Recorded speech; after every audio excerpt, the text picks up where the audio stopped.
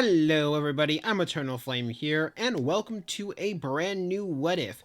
As we all know, Mark started training in Season 3. After losing to both Anissa and having to kill Angstrom, he felt that he needed to get stronger, especially with Viltrumites and threats to come. However, in my opinion, there was a very good place to have Mark start training even earlier, in Season 2 after his loss to Omni-Man.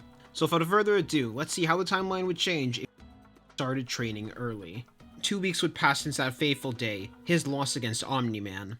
No, his loss against his father. Sure, he was able to come out of that alive, but he came out of that broken. He couldn't stand a chance against him. He had the willpower to fight against his father, that much was true, but he didn't have the actual power. And what good was having all of that willpower if he didn't have the strength to be able to back it up, if he didn't have the strength to be able to protect those he cared about?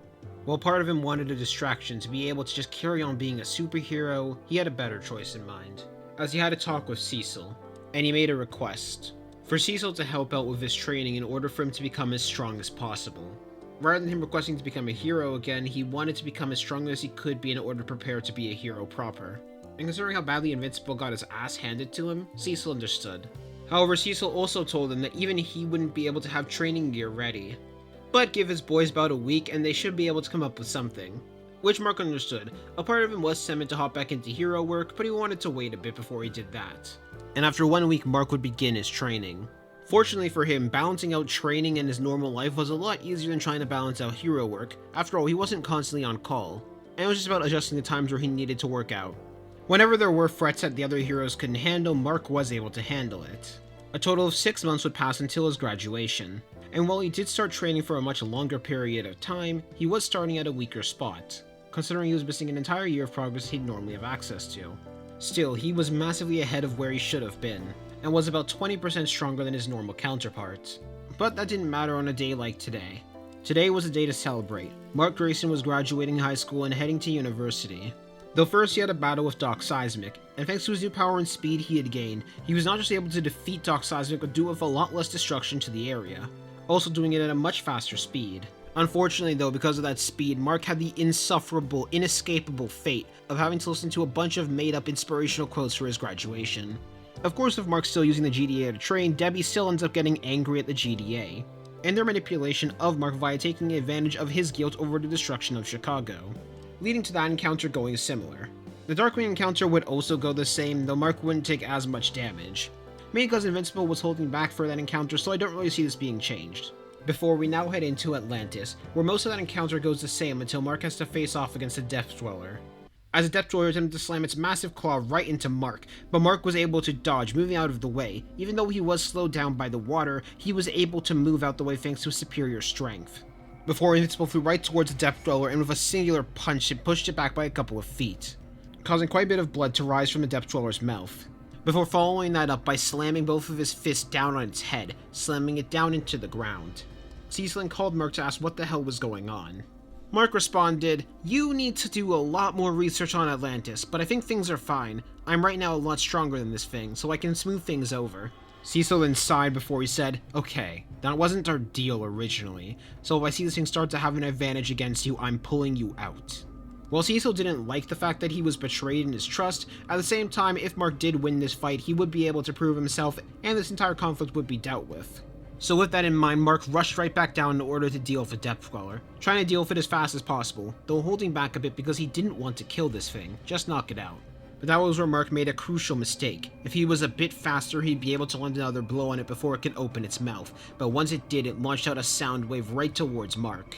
This particular frequency ended up hurting Mark even more, disorienting him for long enough for the Death Dweller to slam both of its fists onto him and hit him into the ground. Cecil then said, "You alright, kid?" Invincible considered it for a moment if he should allow Cecil to enter, but he chose not to, telling Cecil that he was fine, just that hurt him a bit.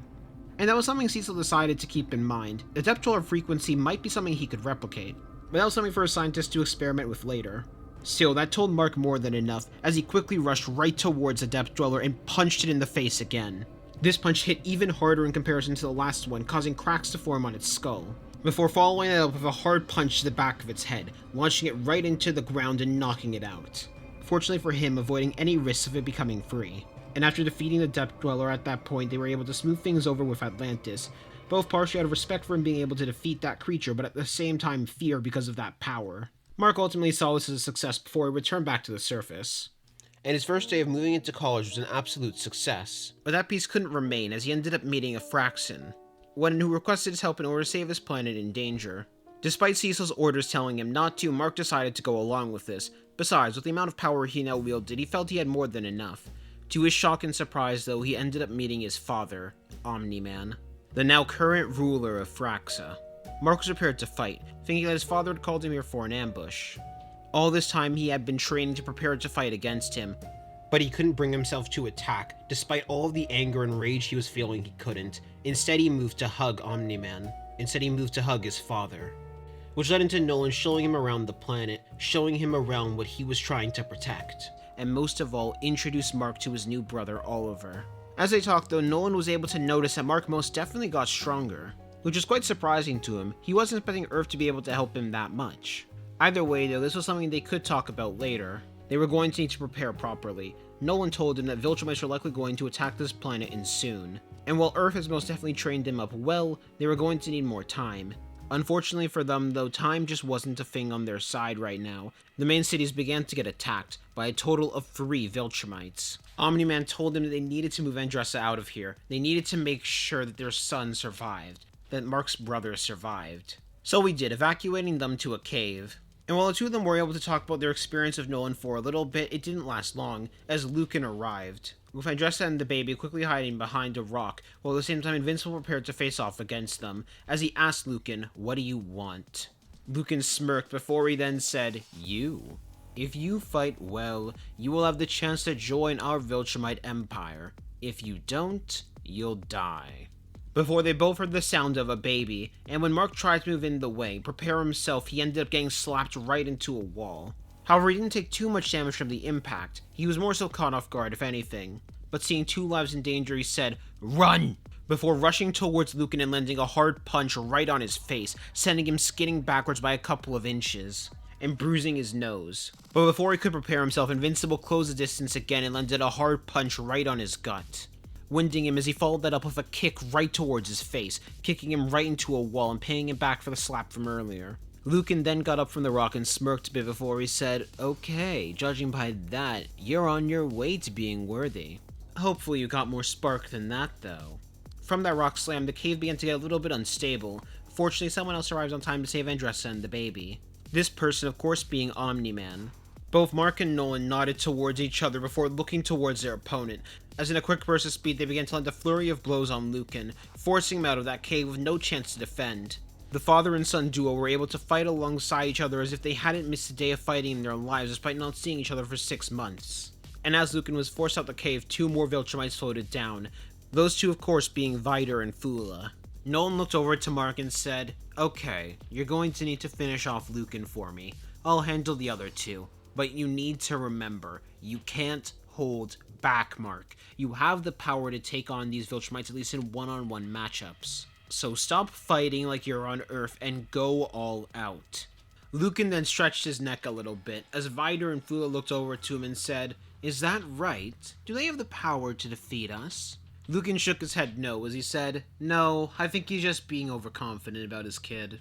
This planet has clearly made him soft, so you 2 handle Nolan. I have unfinished business with the boy."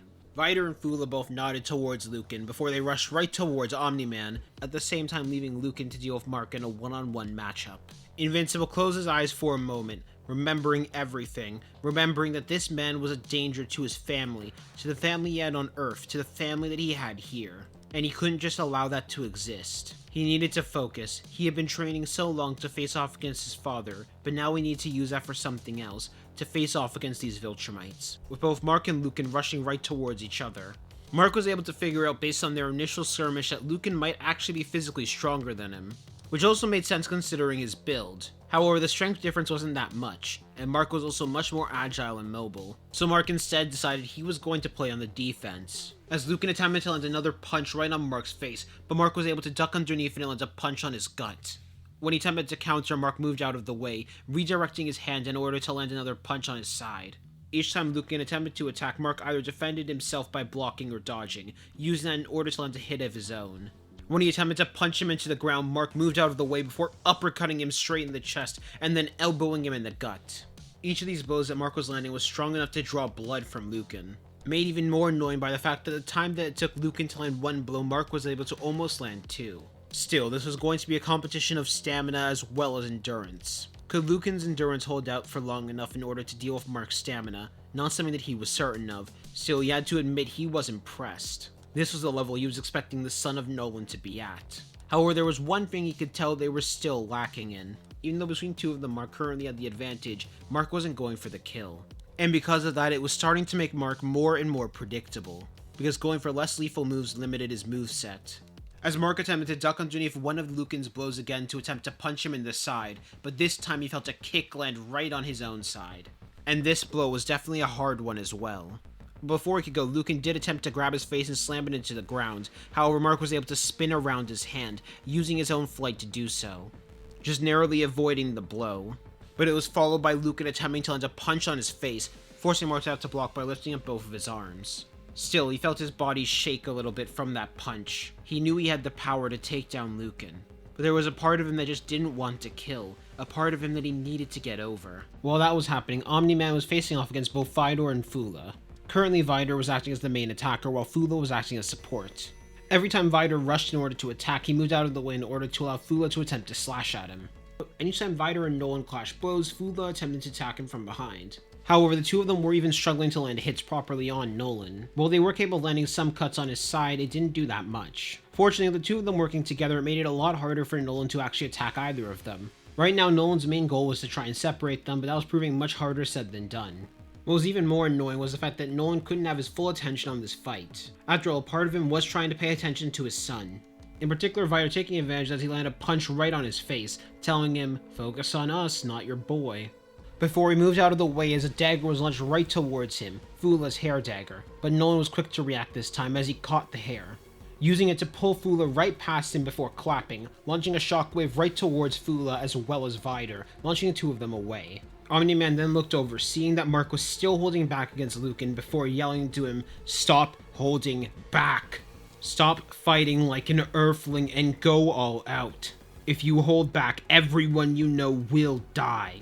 But before he could get another word out, both Fula and Vidor rushed towards him, and he was forced to lift up both his arms to block as he got two punches land on his arms. Hearing that caused Lucan to smirk as he looked towards Mark and said, "He's right, you know. If you don't prove yourself worthy, we will kill everyone you love on Earth, all of your family." Now, of course, in Lucan's mind, he was actually already worthy. He had more than proven himself, but he wanted to see everything that Mark had to offer. And when Mark heard that, he knew for a fact that they were telling the truth. Plus, he needed to help his father no matter what. Right now, helping Nolan was the only way they could properly prepare in order to repel against Viltrumites. Invincible then rushed towards Lucan, closing the distance in a surprising amount of speed. Before Lucan could even get out another word, he felt a hard punch land right on his cheek, causing him to lose a tooth and sending him flying backwards. As he thought to himself, they're almost as fast as Anissa. And when Lucan tried to counter that, he ducked underneath the punch before punching him hard in the stomach, causing Lucan to cough up blood. As Mark stared up and said, "I'm not letting anyone hurt my family, not again," before launching himself upwards and headbutting him straight in the nose, breaking his nose with that blow. Lucan couldn't believe this. He didn't think Mark was holding back this much. Even Fula and Vidor were a bit surprised by that as well. However, that just left Nolan to smirk, as he looked towards them both and punched them both in the face, causing them both to have a nosebleed. Before he said, "I believe you both wanted my undivided attention, right?" Knowing that his son was fully going to be able to handle himself now it was his turn to finish his own fight. Both Vidor and Fula wiped off the blood from their nose. That most definitely hurt. Did Nolan not go soft? No, they were just caught off guard. That had to be it. All they had to do was make sure they beat Nolan. Worst case scenario, they stalled for a bit more time. After all, General Krieg had brought other Viltrumites with him. And with that focus returned to the both of them, the battle continued. Nolan slowly turning it around on both of them, starting to get the advantage and predict their movements. While at the same time Mark continued on the offensive, Lucan now barely able to hit him, but the few hits Lucan did land did end up causing some damage. However, Mark's hits were serious. Each of these hits were strong enough to draw blood. Tens of minutes began to pass. Everyone's stamina were starting to wear down. Mark was taking blows, Omni-Man was taking blows, but Lucan, Vidor, and Fula were especially in bad spots. Mark was taking advantage of his agility and his speed, landing two hard punches on Lucan's cheek before sweeping him by the leg and punching him into the ground. causing a crater to form with Lucan inside of it. Before Mark flew up and then launched himself right down towards Lucan, slamming both of his feet right into his stomach and knocking him out with that blow, causing Lucan to cough a heavy amount of blood. And he looked down towards Lucan for a moment. He was about to punch him, to try and kill him, before he decided not to. Life was something sacred. That was something he needed to defy. Even the life of an enemy was something sacred. And if he didn't need to kill them in order to defeat them, he'd choose not to. At the same time, Nolan dodged one of Fula's stab attempts, before grabbing her hair and beginning to spin, throwing her a far distance away.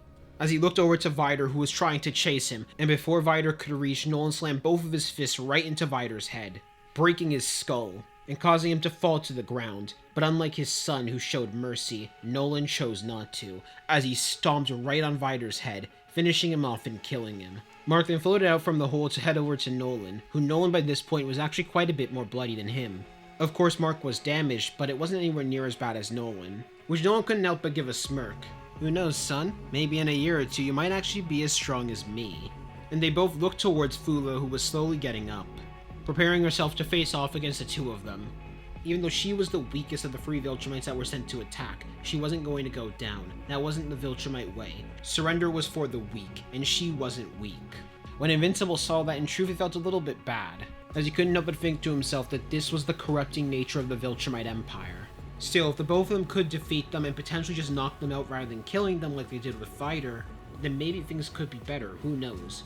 If Nolan, his own father, could change, why not these other Viltrumites? Before Nolan snapped his fingers, he told him, "Remember, son, these people are not going to change. We need to take them down in order to defend everybody." And Mark couldn't help but respond, "If you could change, why can't they? You got a chance to be good, so don't they deserve that same chance?" And those words actually hit for Nolan, making the thought enter into his mind just for a second. If he could change, why couldn't his own people? Before he shook that off, he knew that would be near impossible. If it took him so long to change, there was no way they'd be able to do it either. Not to mention the fact that Fula couldn't help but laugh as she said, "Oh please, I'm not going to change.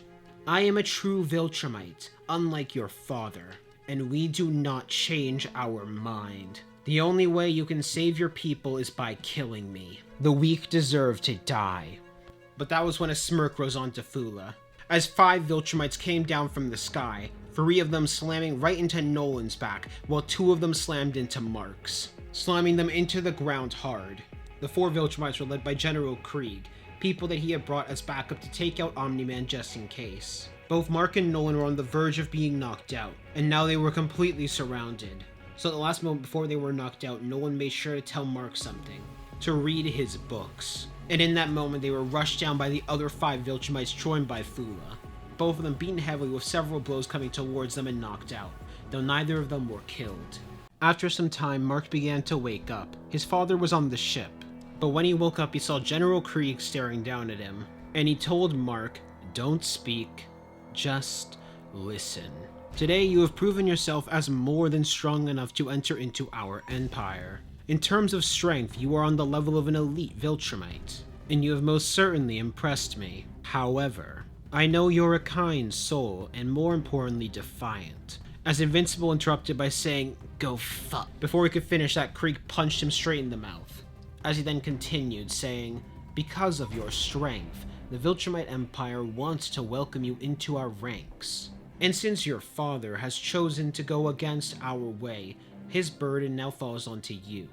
But in my opinion, you've been put in quite an advantageous position. So you now have 2 choices. Either you make Earth bow to our empire, kill whoever you deem as necessary, but you'd have an easier time, or we must do it. And if we have to do it, millions, if not billions of your people will die. While I know this choice might seem undesirable for you, I want you to remember, you still have the chance to make a better outcome. Defiance will not serve you. So we will come to the planet sooner or later in order to check on you and your progress," Krieg would say before leaving behind the injured Mark to find his own way back to Earth, knowing he'd more than likely heal pretty fast, leaving the message behind for Mark. Though this wasn't a complete failure for him, his training had proven effective. He was enough to beat Lucan. If it wasn't for the fact they were outnumbered, he would be strong enough. But Invincible shook his head. He needed to get stronger. He needed to make sure he was prepared, especially considering the Empire knew about his strength now. They'd definitely be sending someone to match him. And another thought entered into him as well. Maybe he should have killed Lucan. Was he too merciful? He shook that off. He just needed more power. He just needed the power to bring them into the good side, to force them to see better. He just needed to get stronger. And he'd make sure that once those Viltrumites arrived to Earth, he'd be strong enough to repel any of them off, no matter how strong they were. He looked back to the city though for a moment. Guilt entered into his heart. Guilt from the fact he couldn't help properly defend the city, seeing how destroyed it was. So he decided he'd spend some time behind. His training could wait. He was going to help to repair the city however best he could.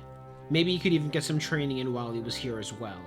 And with that, he flew to the city to begin helping repairs and reconstruction, as well as helping relief efforts to find those who were injured, including the baby brother he now had.